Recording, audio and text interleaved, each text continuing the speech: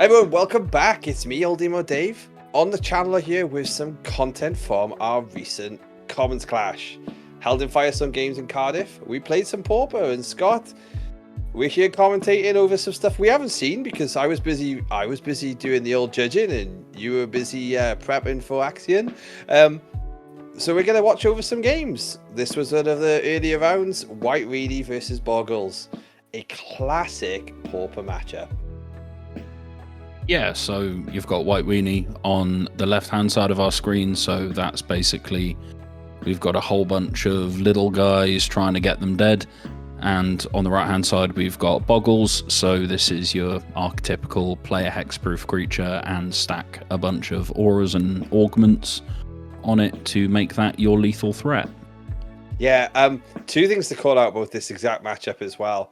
Both decks I own, so love them both. So if I wax lyrical about this, because I'm excited. But also, these are two converted Pokemon players. Look at those playmats. We have absolute gems and included I believe a regionals play Pokemon playmat there.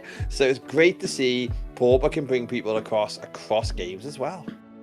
Yeah, it's great to see people from other TCGs looking at Magic. I know that we've definitely looked across the fence at a couple of other TCGs in our time. I know you've started with Hearthstone, so get them playing the best game out of all of them. Yeah, absolutely. We see the mulligan from Weenie. We saw a Boggles in the hand of the Boggles player, Dan. So I think that tends to mean if you've got a land and you've got a Boggle, the 1/1 hexproof creature, you just need to land it and now stack it up. But a reasonable response from Amelia with the Lunark veteran. The life gain will keep you in the game in this matchup. Yeah, this isn't going to be quite as explosive as you sometimes see from modern Boggles decks, where they're stacking Daybreak Coronets and that sort of thing on a Boggle really quickly. But Malevolent Rumble, just greasing the wheels. It's not something that you'd see traditionally in the modern versions, but just a nice little piece can pick up a Rancor, some other aura, and it gives you that spawn as well, so it lets you play a more expensive aura quite easily.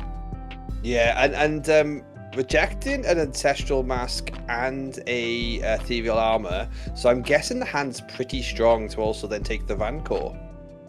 Yeah, the Trample's going to be quite relevant when you're staring down a Lunark veteran. I can see Core Skyfish has picked up, so Amelia's got some plays to be making. Yeah, Amelia needs generators, needs the Core Skyfisher picking up and putting back down, and doing some things. Or picking up the Lunark will slow the life gain down, but I guess they're on a game plan. Yeah, it's not too detrimental to be replaying the 1-drop, and getting the Core Skyfisher down sort of compels Daniel to start playing out some auras, but we do see a backup Boggle as well, so I think in terms of racing, this might not work out for Amelia super nicely, but with Prismatic Strands, you can get a lot of damage through very quickly. Yeah, and the second Boggle has its pros and has its cons in relation to any edict effect. Usually means that you're protected, but also means you've not put an aura on your original Boggle. And when you've got 3 mana and you still only got 1 aura down, you feel like you've maybe got a little slow from that respect. As here comes the team, here comes them little soldiers. The 3-man expect tribal is starting to create some clues and starting to build up a buffer in that life gain department. Yeah, normally from these whiteweenie decks, you see the clues sometimes being sacrificed because it can help give you some longevity into the late game of just being able to draw cards while still playing creatures to the board. But I would imagine that we're going to be seeing them picked up to things like Glint Hawks and Core Skyfishers in this matchup, just purely because speed is so important. Sure. The Abundant Grove coming down, never a bad pickup because this now turns the forest on for white, which, as we can see, there is an Ethereal Armor there. The black, the the brown sort of represented token is also a spawn, so lots of mana for Daniel to play with. Always the paper dexterity moment of how do I stack my auras is something I've always struggled with. Do you go under? Do you go to the side?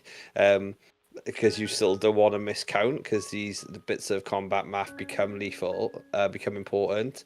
I think you just have to take this in Amelia's shoes and just hope to get to that battle screech. Yeah, I think it's potentially just use the Thraben Inspector to soak up a little bit, but we don't really need to do that just yet. No. So Amelia taking 6, Plane Cycling and Eagles of the North, so making sure they're hitting their land drops, which is it's nice. It's something you got to do, and with that clue laying around, we are always going to have something to do with our mana. Yeah, the deck's become a lot more consistent over the last few sets. Obviously, when Novice Inspector got printed, that added Thraben Inspectors, and they play this Summon Chocomog now as well to help with to help with the long game. They have probably the best things that they could have in hand right now: the Prismatic Strands, and the Battle Screech. So the thing being is they probably do need to do the Battle Screech and hope to then not die, but then they can start trading off Prismatic Strands then to restabilize. Yeah, so you get to do the trick with Battle Screech where you make 2 birds and then you immediately tap them and say a Thraben Inspector or a Lunarch Veteran to flash it back. Sure. But they might just be leaving up the blockers here. I wouldn't be surprised to see the Core Skyfisher getting in again, because at some point we do need to get Daniel dead. Yeah, because you can you can get tricky with the Boggles player and leave them unprotected, but you do need them on about 10 or 11 life maximum to have your team kill them, especially if you haven't got like the Guardian's Pledge pump or the Chocomog pump. They're sort of obviously debating over the Battle Screech and when it can be done, I think in timing, as the Utopia Sprawl hits one of our lands. So essentially Daniel can play all the colours in the rainbow now, and also has 1, 2, 3, 4 total auras. Tapping 1, or are we going to be tapping? Oh, that's the sack of the spawn. Tapping there to Ancestral Mask. Okay, cool. So they tap 2 to Ancestral Mask, and that's a very, very, very big Boggle right now, especially when they've also added a Sentinel size to it. Math for me is, I think that's about a 24 right now. Yeah, I mean, you're going to be better at this maths than I am, so I will concede to you on that. It's definitely large. It's every other aura 2+2, so it doesn't count itself, so that's 10, and then the ethereal armor will give you another 6, and then the rancor will give you 2. The Sentinel's eyes will give, it's 21 maybe, I think. And let's head to sideboarding, and whilst we do, a quick word from our sponsors, Bulkbox. Hey, this is me, Old Demo Dave. The main channel is here. Go follow that. That's where we do lots more MTG content. I'm glad you're here, and don't forget, you can pick up a bulk box with a code that is in the description. If you want to not have this whole mess on your table, you can get a bulk box. Store your Magic cards. Let me show you mine. This is my bulk box, stickers and all. It's over 2 years old. It sits literally next to a tumble dryer. All my cards are in perfect condition. There is the best solution to tidy up a room that you no longer have any mess anywhere. Get your bulk box today. Enjoy the next part of the video.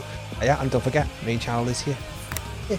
And we're back after sideboarding, straight in with Amelia on the Thraben Inspector. And Scott, I think for Amelia, there is one card I can say is going to be coming in, and that's Thraben Charm Me Up, baby. I need to stop getting hit for 24/24 and destroy some of those enchantments. Yeah, the specific one that we want to be targeting is Ancestral Mask. Yes. Discarding a Battle Screech to the Rafine's Informant is really, really nice. Yes. You only feel like you've discarded half a card, kind of. Yes. Yes, it's great to do that. Obviously, prismatic strands. Sometimes you also want to turn on. Obviously, you'd love to cast it twice, but sometimes you can be in a pinch. But the Boggle on turn 1, like, I know this deck well inside out, and I think ultimately, like, it's one of the few decks where you can mulligan to 4 and it be correct. And because having a Boggle on turn 1 is really what you need to do. That is a pretty nice rumble as well. Having choices of all the threats, taking like leave some of the, when you see some of those type of things left in the graveyard, so you saw the ethereal armor left in the graveyard, you do look at that and go, oh god, what's coming. Yeah, it makes you start to worry and really think, right, how can I get this game over and done with? Lunark Veteran again is going to help a little bit with padding the life total. It looks like there's another Battle Screech in hand as well, so flashing that one back from the graveyard. So representing a pretty big board. Yeah, and because you don't often fly with Boggles as well, that you can't deal with it. Like it can go well. We just crept up to 23 and put what I believe is a total of 7 power on board. So Dan's probably starting to think like maybe I want a Sentinel's Eyes or something like that. To like, at least if I'm gonna attack, still keep my Boggle Right up. off the top, as you say it. Is it really? Okay, Yep. so now what you're seeing is an acceptance that I'm gonna get hit for 7 or 8 here, but if you look at the hand now, there is a lot of that Boggle is going to be threatening. And from what I can see, I think it's also going to have lifelink. And also not just lifelink, that special kind of pauper lifelink that if you stack it twice, you get it twice. Yeah, that's Spirit Link specifically, which says when the creature deals damage, you gain that much life. So hasn't been errata to lifelink. It can't. It is a triggered ability that happens when the creature deals damage. So okay, that's a lot. A Guardian's Pledge just jammed on 3. That's Dan down to 1, just like that. yeah, we're gonna need to see some lifelink right now, basically. Yeah, we need some lifelink, and you're gonna need to have blockers. It doesn't have the like double power follow up, which does mean if Dan can gain about 10 or 12, and an Armadillo Cloak will help. Similar kind of Spirit Link situation as well. If you stack your Armadillo Cloaks, they also stack. So there is we did see them. We see a Sentinel's Eyes. So I think pick that up, gain some life, is going to be very, very useful. Is it going to keep them alive though? Because the Rafine got a counter, so 4, 5, 6, 7. I believe it's 8. I believe Rafine's Informant's a 2/1 on its base. Right. So because of the Sentinel's Eyes, that means any of the ground attackers will actually benefit Dan. So the only things that get through clean are the flyers. So in a way, although it can like threaten lethal, the actual correct thing to do here would probably just like fly in with the flyers. Okay, so pumping the team. Oh no, That's a Core Skyfisher. Oh, so yeah, so it was a Core Skyfisher, not a Guardian's Pledge. And then using that to do more fly. I kind of like this recognition that the flyers is what's going to get them through, but they really probably do think, well, I'll set myself up and hope for an anthem rather than try and set up a dead in 2 turns hope instead. Yeah, it seems to be that Amelia's taken a damage out of themselves this turn because they tapped one of the birds to be able to flash back the Battle Screech. Yes. But they're much better set up for next turn, and God forbid they draw another Guardian's Pledge or even a Prismatic Strands to mean that Boggle can't block. But that Boggle's going to be getting larger and larger, and it still has Vigilance. And it now has an Armadillo Mask, so that's one, again, that's 4 currently, so So it's 8 plus the 2/2 from the Armadillo Cloak and the Sentinel's Eyes makes it. I think I believe it's about a 14 at the moment that Boggle is. And okay, back up Alpha. I thought we were going to see a slam dunk ethereal armor then, but not to be. You still attack though. They've only got 3 blockers, and you are vigilant. So, you do see these swings when you play the Pauper leagues, where you're playing against sort of like Gruul Stompy, but they cannot deal with like your Boggle, which is a 44/44 with triple lifelink. But they've got 85 damage on the field. It's just an interesting time. Amelia is digging really, really hard here. Got all the right pieces to be digging. That's extra life gain. There's the inspectors. So you are seeing the power of whiteweenie here, where they can just dig and dig and dig and dig while committing huge amounts of material to the board, gaining loads of life with the Lulark Veteran, but Boggles drew the cards it needs to. They got put down to 1 and then stabilized off the back of an Armadillo Cloak and a Sentinel's Eyes. And sometimes that can just be good enough. So Amelia coming in for 8. Daniel's going to go back down to 6.